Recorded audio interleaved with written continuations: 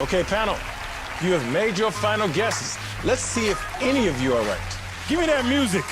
Audience, let's encourage the exotic bird to Take it off. Take it off. take it on, Take it off. take it on, take it Take it off. on. Take it off. Take that mask off. Take it off. Take that mask off. Take it off.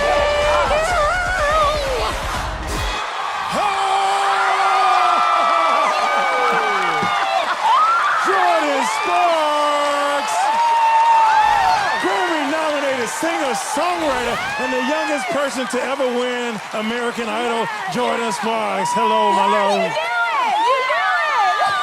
Did you die when I first said your name? They told me that you were going to be on here, and I was like, Paula knows me.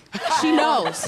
You know how I am on stage I know how and you are. all of that stuff. And I love you so much. So I was like, she's going to know it's me. I love she's you, going to darling. know. I'm so happy for your entire career. Thank you so much. To see you and Paula reunited right I now, know, I it gives know. America goosebumps right now to see you guys. I love her. I want to hug you, but I know we can't. So Jordan, what was it like being Exotic Bird? It was great. It was freeing. Yeah. I could just be anonymous, and I love to dance, but doing it on stage like this is something I never thought that I could do. You were great. And also so good. that I can show my son that it's okay to do things that scare you sometimes. Yes. Yes. What was the number 17 that was in one of your packages? I won Idol at 17. Oh my gosh. Yes. Great job, Thank Jordan. you. Thank you, Craig. Yeah. Let's hear it one more time for Jordin Sparks.